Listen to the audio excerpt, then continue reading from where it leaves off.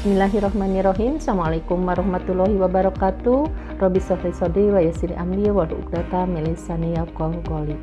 Memperkenalkan, saya Imas Masdinarsa, sarjana sains terapan, magister terapan kebidanan, profesi bidan, yang akan memaparkan mengenai rencana pembelajaran semester dalam asuhan kebidanan holistik Islami, di mana ini adalah mempunyai bobot 5 SKS, yaitu 3 teori, 2 praktek. Kemudian yang mendapatkan mata kuliah ini adalah sarjana kebidanan tingkat 3 semester 6. Kemudian timnya ada 5 orang. Kemudian deskripsi mata kuliah ini yaitu mata kuliah asuhan kebidanan holistik Islami ini merupakan penciri dari Al-Islam Kemuhammadiyahan atau AIK 4 yang bertujuan untuk mengantarkan mahasiswa mampu melaksanakan asuhan kebidanan holistik Islami pada klien berdasarkan integrasi nilai-nilai Islam dan Kemuhammadiyahan. Mata kuliah ini mendorong pada mahasiswa agar dapat menunjukkan sikap profesional, integritas, dan berakhlak karimah pada saat memberikan asuhan kebidanan holistik sesuai dengan ruang lingkup asuhan kebidanan. Kemudian capaian pembelajaran lulusan CPL-nya ada 2, salah satunya yaitu lulusan mampu melakukan asuhan berdasarkan pendekatan asuhan kebidanan holistik Islami.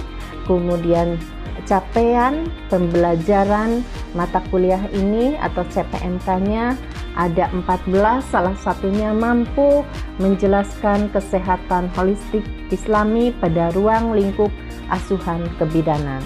Kemudian sub CPMK-nya yaitu ada 12, salah satunya mampu menjelaskan konsep dan asuhan kebidanan, mampu menjelaskan filosofi asuhan kebidanan, mampu menjelaskan ruang lingkup asuhan kebidanan. Kemudian metode penilaian dan pembobotan pada mata kuliah ini yaitu UTS 20%, UAS 30%, ujian praktek 30%, penugasan dan sikap 20%. Bahan kajiannya ada 14, daftar keterampilan yaitu disertakan dalam daftar tilik yaitu pemeriksaan fisik holistik, akupresur, gerakan Maryam, baby spa, mindfulness, self healing. Kemudian mata kuliah prasyarat yaitu AIK 1, 2, 3, asuhan kebidanan kehamilan, persalinan, nipas, bayi baru lahir, KB, patologi dan kegawat daruratan, asuhan kebidanan komunitas. Kemudian kepustakaan yaitu ada rujukan utama, ada kepustakaan penunjang, dan hasil penelitian dari dosen internal. Salah satunya jurnalnya dari Fitriani dan Inggriane, juga Anissa Ridlayanti dan Imas Masdinarsa. Berikut saya sampaikan dalam rencana pembelajaran semester ini. Berikut video pembelajaran yang akan membahas salah satunya yaitu mindfulness untuk ibu menyusui.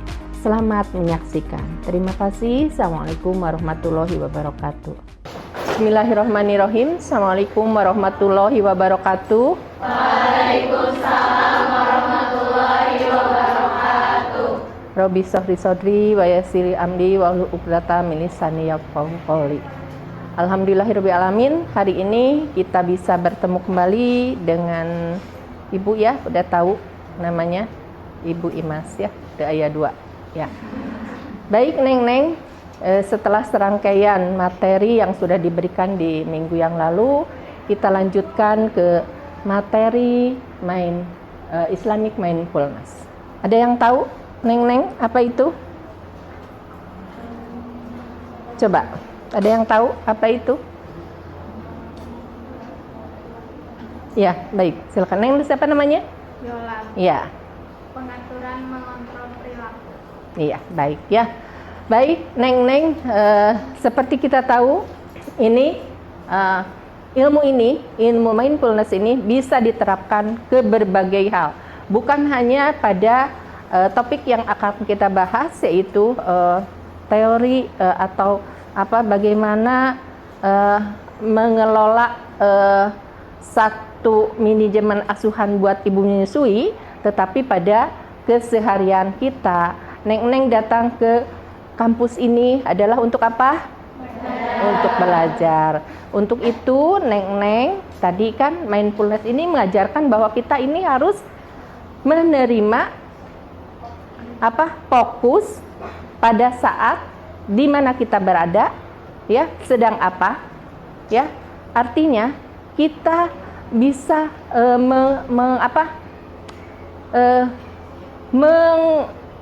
memfokuskan seluruh konsentrasi kita, ya.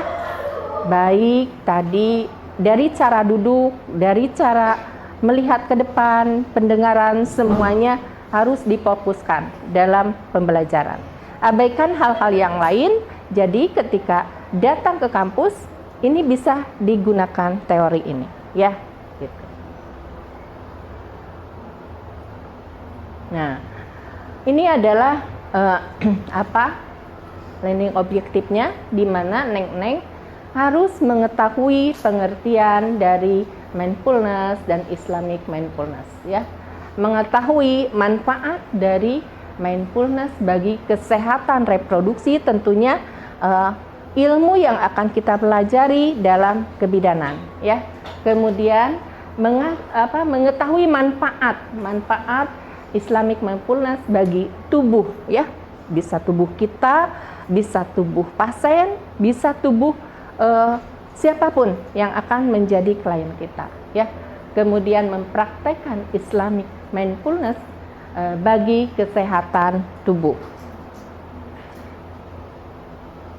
Nah, tadi ya pengertiannya tadi yaitu mindfulness ini membuat seseorang itu untuk membuat menjadi sadar itu memiliki beberapa regulasi, yaitu pengaturan untuk mengontrol perilaku kita, ya, mengontrol apapun yang kita lakukan atau mengontrol pasien, ya, pasien yang akan kita hadapi. Kemudian mengontrol diri, mempertahankan atensi atau kemampuan untuk memusatkan perhatian atau kesadaran pada satu hal, ya. Tadi sikap, keterbukaan, ya, menyadarkan diri kita saat ini sedang di kelas, atau kita saat ini sedang berhadapan dengan pasien, ya, klien kita, ya, yang memerlukan tentunya pasien sudah datang ke ibu bidan, dia percaya bahwa ketika dia punya masalah datang ke ibu bidan akan mendapatkan solusi, ya. Makanya tadi kita harus sadar kita sedang berhadapan dengan pasien, ya. Kita harus sadar bahwa kita sedang berada di kelas menimba ilmu, ya, menambah pengetahuan, ya. Jadi itu harus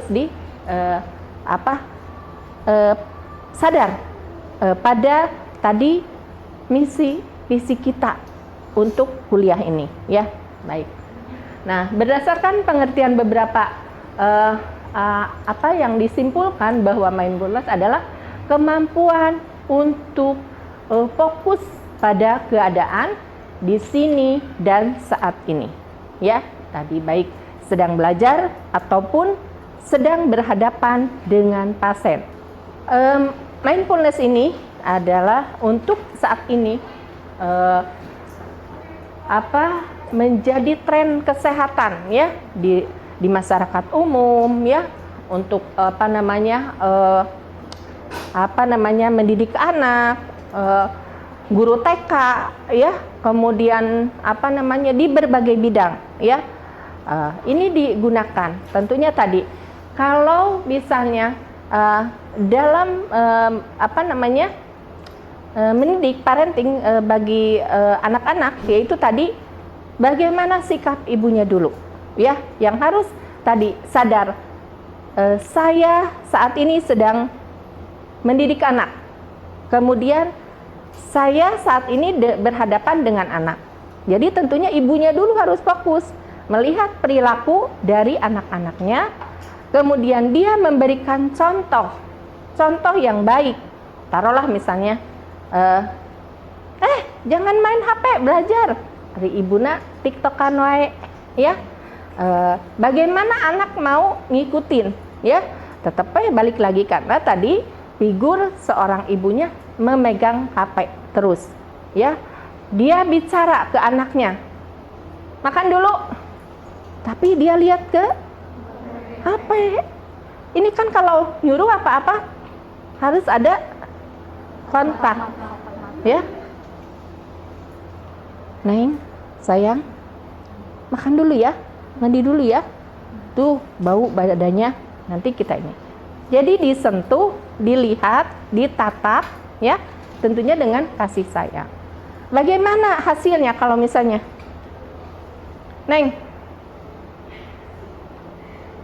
mandi sendiri, makan, atau ibunya lihat HP, bagaimana bisa berhasil dengan teori yang seperti itu. Tapi tadi untuk mendidik seorang anak itu perlu orang tua mengembangkan ilmu mindfulness ini, ya, tadi. Apalagi kita sebagai bidan, ya, tentunya tadi ketika sedang memegang ini, abaikan yang lain. Ketika kita punya masalah dari rumah, sakit hati, kecewa, ya, marah, ketika kita sedang berada dengan pasien, berhadapan dengan pasien yang mempunyai masalah, meminta kita untuk menyelesaikan masalah, kita harus fokus, ya. Artinya kalau kita tidak fokus, berarti apa yang akan terjadi? Misalnya datang pasien, mengeluh, ibu saya ini sedang ada masalah dengan suami, saya tidak mau makan, tidak bisa tidurin.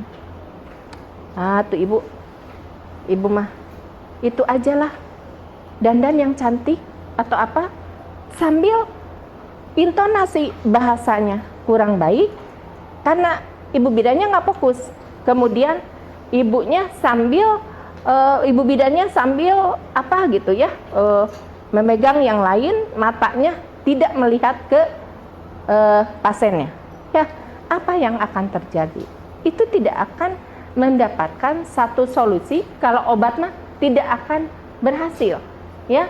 Tetapi ketika kita tadi kedatangan pasien mengeluh, kita hadapi, duduk berhadapan, ada kontak mata, ya, didengarkan, seluruhnya dulu dengarkan, baru kita memberikan satu masukan, ya, dibawa secara teori mungkin dimasukkan masalah spiritual, ya, ditingkatkan keyakinannya sama Allah, ya, dibimbing dengan doa dan yang lainnya, ya. Nah, ini mindfulness adalah kesadaran, ya, kesadaran dari individu, ya, untuk tadi saat ini saya ada di mana, sedang di mana, ya. Nah, gitu. Itu harus sadar. Nah, John Kabat-Zinn mengartikan mindfulness sebagai kesadaran dari waktu ke waktu. Ya, tentunya kan dari waktu ke waktu itu kita dari pagi berangkat ke kampus. Di kampus kita harus sadar diri bahwa kita sedang belajar. Tentunya yang dipegangnya tadi adalah kalau kita sedang istirahat baca buku, pergi ke perpustakaan, sedang di kelas menyimak seluruh penjelasan dari para dosen, ya, melihat apa yang belum kita ketahui, kemudian disimak dengan baik, ya, dicatat apa yang perlu, ya, didengarkan. Karena tadi belajar itu tadi melihat, mendengar, ya, kemudian dikonversasikan dengan tulisan tangan, ya, maka itu akan menghasilkan satu memori, ya, nerap di sini minimal 20%-nya, walaupun tidak secara keseluruhan, ya. Nah, kemudian John Kabat-Zinn juga mengatakan bahwa mindfulness merupakan kemampuan untuk memberikan atensi tadi, ya, memberikan respon ketika ada pasien mengeluh. Mungkin saja teman kita yang punya masalah, kemudian teman kita punya masalah, kita hadapi, kita sentuh, ya. Kemudian kalau dia mengeluh, kita berikan satu solusi tentunya yang baik, yang akan membuat kalau hatinya sedang galau, minimal dia lega, gitu ya.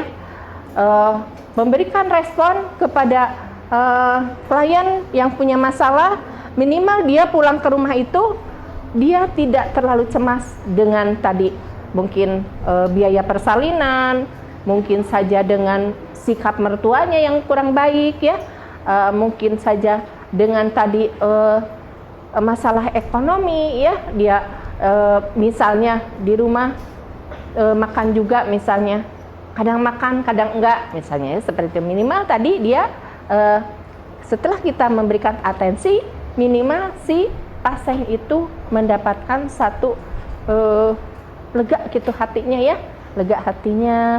Oh iya ya, kita kalau bergantung sama manusia, sama suami, sama mertua, sama siapapun, kita akan berat, karena kalau manusia itu pasti mohali pasti sadayana, ya. Tapi kalau kita bergantung sama Allah, ya, kita tuntun ibu perbanyak sholat, perbanyak dzikir, ya. Ibu meminta sama Allah, ya, dibukakan rezeki, ya, dilancarkan kehamilannya, persalinannya, ya, dimudahkan. Semoga nanti ada pertolongan dari Allah untuk memberikan melapangkan rezeki ibu. Nah, minimal si pasien itu pulang itu dengan lega hati, ya. Ataupun teman kita kan punya masalah, ketika curhat sama kita, minimal kalau sudah berbicara ada yang mendengarkan, dia lega, ya. Tapi kan yang dicurhatinnya jangan kayak ember bocor, ya.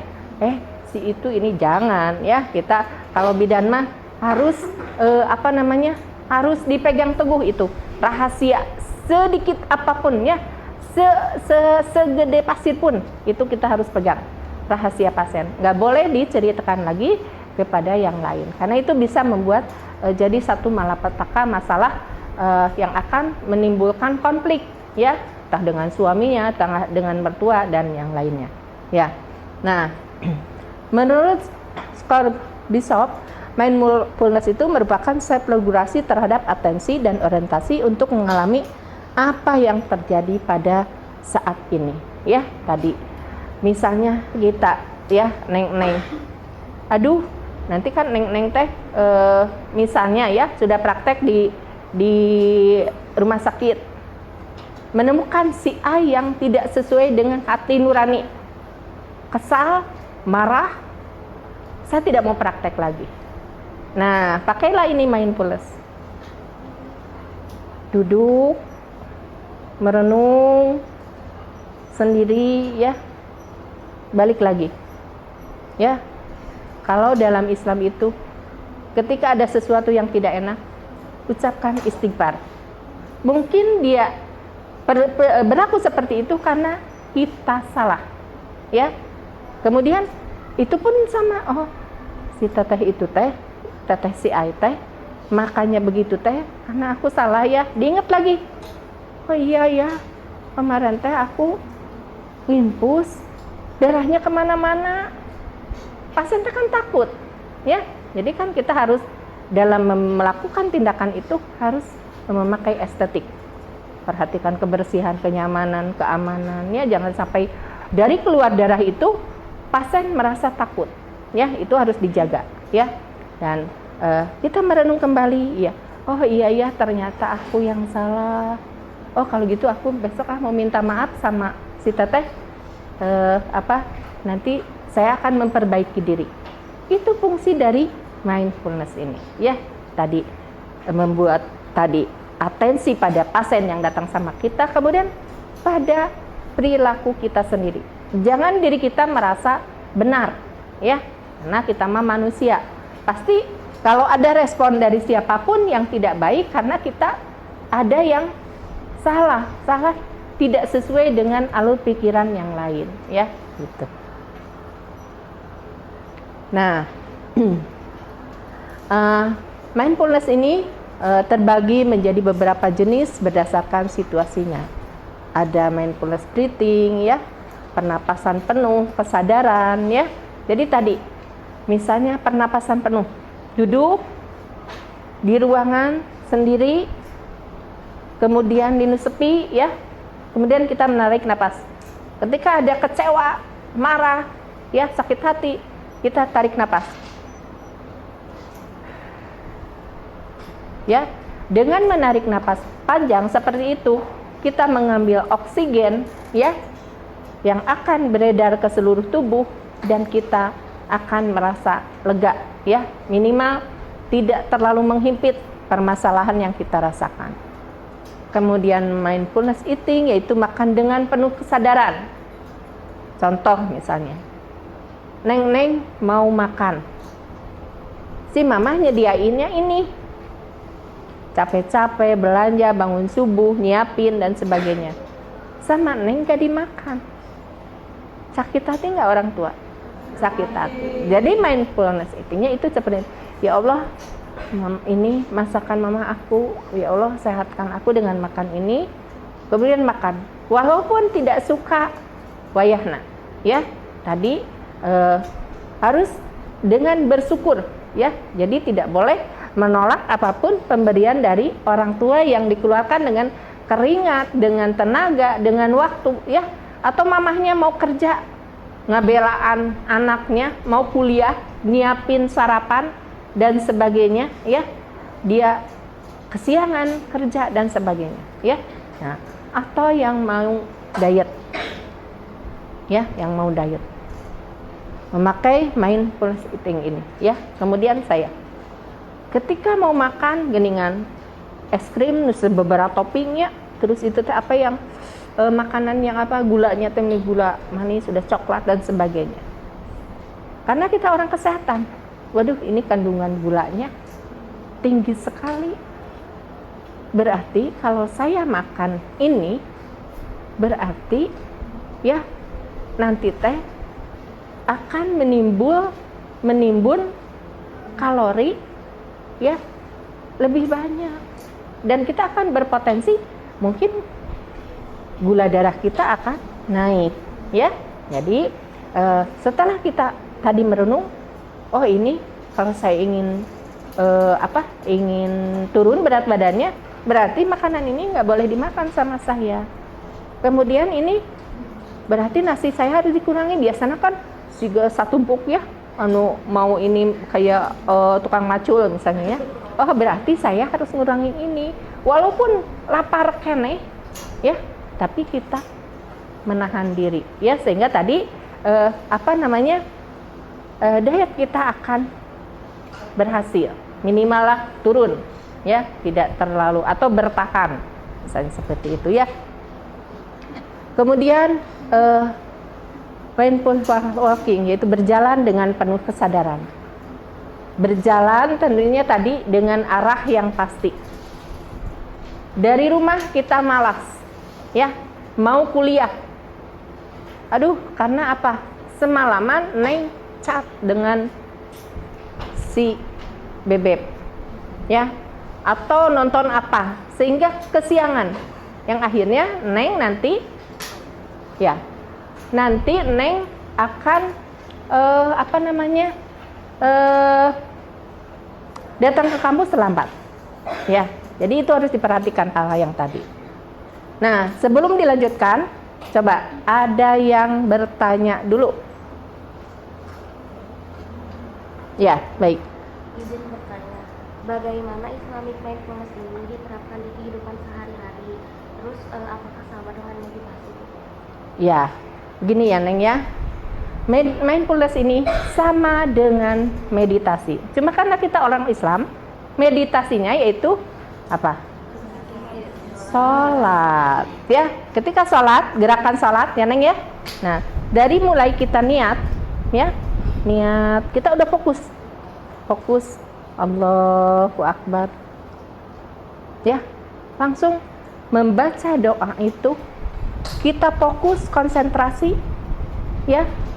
Jadi kalau mindfulness-nya, makanya di sini mindfulness Islami tadi ya, atau Neng misalnya duduk setelah sholat, duduk kemudian zikir, ya, berzikir misalnya membaca tahmid, ya, tahlil dan yang lainnya. Misalnya kita bari merem teh, subhanallah, subhanallah, subhanallah. Kita menutup mata, konsentrasi kita kepada Allah, Sang Pemilik. Ya, hasbunallah wa ni'mal wakil, hasbunallah wa ni'mal wakil. Ya Allah, mudahkan proses perkuliahan saya di Unisa ini, ya Allah. Berdoa, konsentrasi terus ya, dikir sebanyak-banyaknya, ya. Nah, jadi itu meditasinya orang Islam tadi sholat, ya. Kalau di daerah misalnya Bali, yoga, ya, yoga juga kan sama, konsentrasi, ya, konsentrasi dengan gerakan-gerakan. Kita cukup dengan sholat, zikir, ya, itu. Silakan, ada lagi? Ada lagi yang ditanyakan? Dari sayap kanan? Ya, baik. Apakah mindfulness ini dalam Islam bisa membantu meningkatkan kualitas ibadah?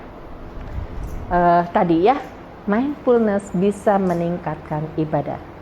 Tentunya pada saat kita sendiri ya, sebelum kita ke pasien, ya, tadi sadar, kita tahu misalnya haram dan halal, batal dan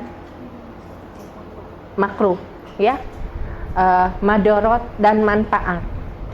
Nah, ketika misalnya kita ya, taruhlah Neng teh punya pacar, ya, nah, aduh, punya pacar, kan ini apa, ngelihat mata juga ya, langsung serdup, ya, nah, itu ya. Jadi kita, oh itu teh tidak boleh, berarti saya nggak boleh bertemu, ya, apalagi pegangan tangan, ya, berarti nggak boleh. Memang berdua, tapi kan Allah melihat, ya. Atau misalnya kita gini, Uniko, tahu Uniko? Usaha nipu kolot, ya.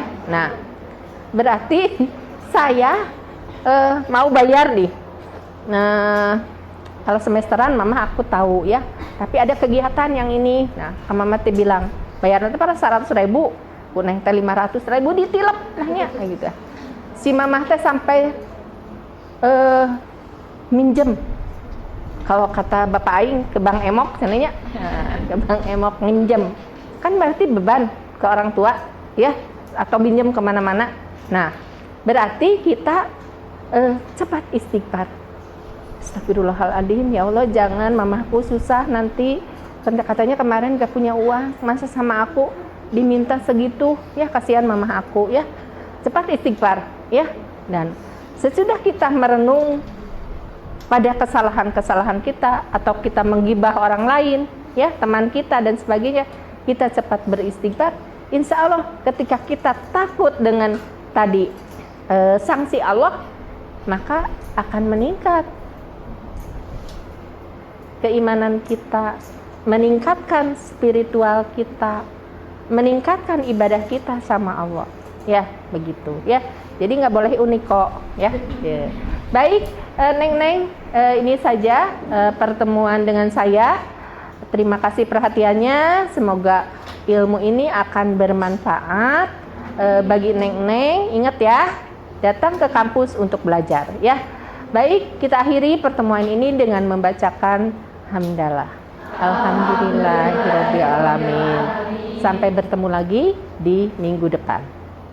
Assalamualaikum warahmatullahi wabarakatuh.